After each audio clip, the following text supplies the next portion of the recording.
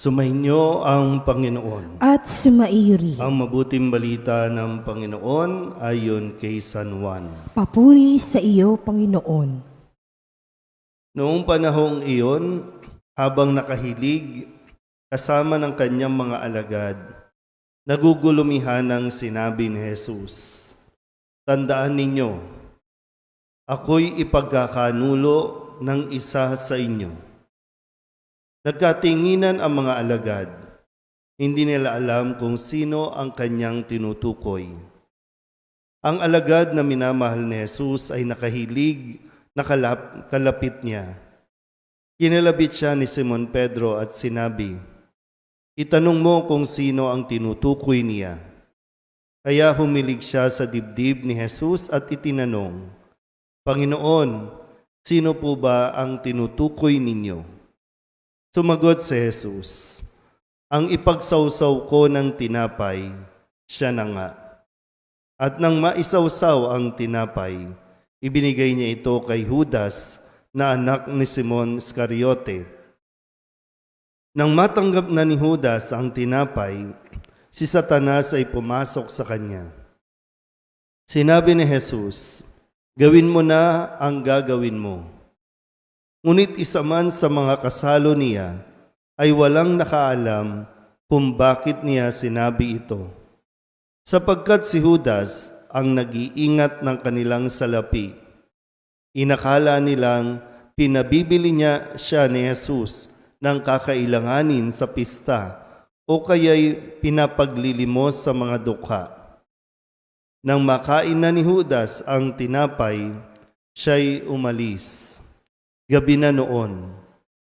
Pagkaalis ni Judas ay sinabi ni Jesus, "Ngayoy mahahayag na ang karangalan ng anak ng tao at mahahayag din ang karangalan ng Diyos sa pamamagitan niya.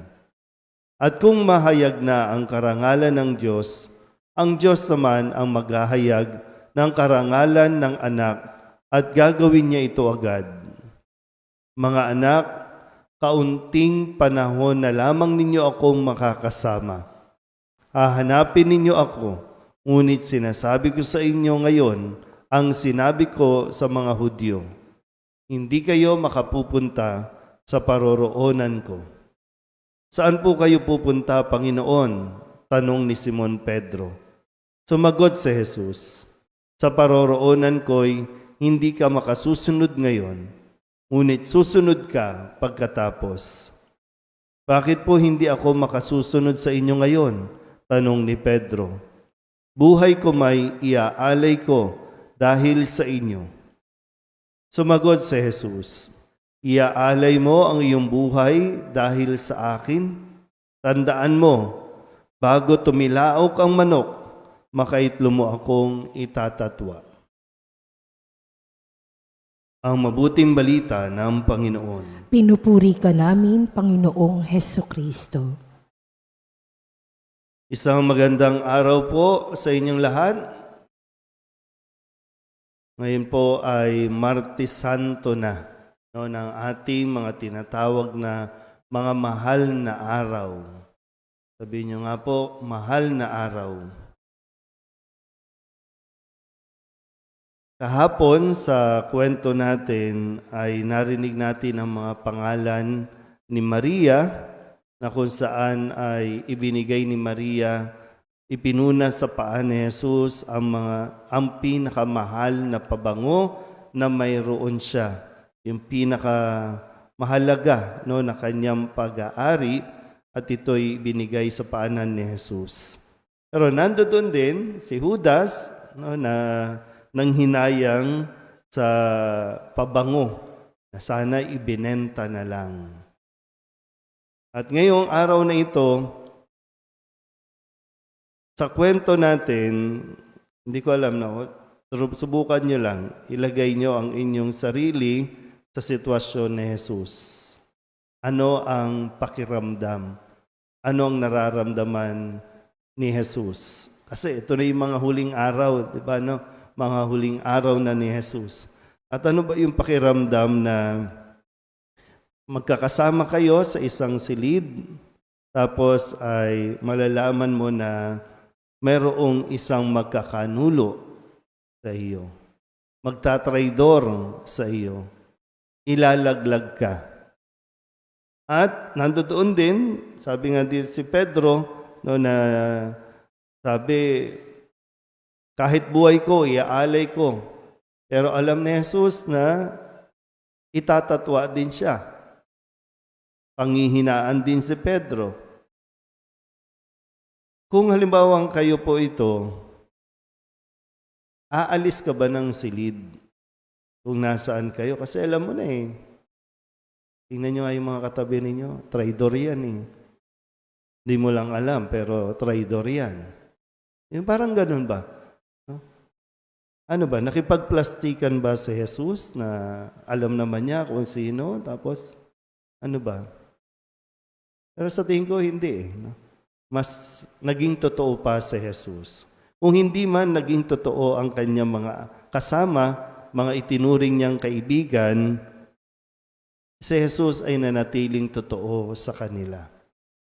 Kahit na gano'n ang ugali o magiging ugali nila, tinanggap sila ni Jesus. At yun yung totoo. Minsan nga lang, ang tao mismo ang hindi makatanggap sa kanyang ginawa o gagawin pa lang. Pero tandaan natin, katulad ng ipinakita ni Jesus sa kanyang mga alagad, hanggang sa huli, hanggang sa dulo, siya ay naging tapat na kaibigan sa kanyang mga alagad. Na siya rin naman ang pumili. Diba? Kung sa kwento ng mga alagad, siya ang pumili. Isa-isa, pinuntahan niya, inimbitahan niya, sumunod ka sa akin. Kahit na masamang tao, masama ang trabaho, kahit na sa tingin ng lipunan, ng komunidad, makasalanan, tinanggap niya.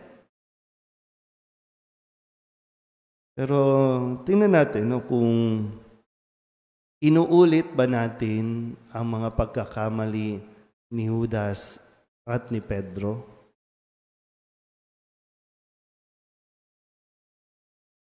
Inuulit ba natin? Kasi baka lagi lang tayong nakatingin sa iba, pero yung ginagawa natin, sarili natin, hindi natin pinapansin. Makailang beses na ba tayong ng Judas, ng traidor, na nilaglag. Tapos pinapalabas natin na tayo ang api, tayo ang bida, tayo ang magaling. Pero kung tutusin, ang dami na nating hinudas. Pero sa kabila nito, patuloy pa rin nagiging tapat si Jesus sa kanyang pangako. Pangako sa atin. Kaya nga, ito'y pinagninilayan natin ngayon na kahit na maging Judas ka, iaalay pa rin niya ang kanyang buhay para sa iyo, para sa atin. Ang hinihiling lang naman ay pagbabago, pagsisisi.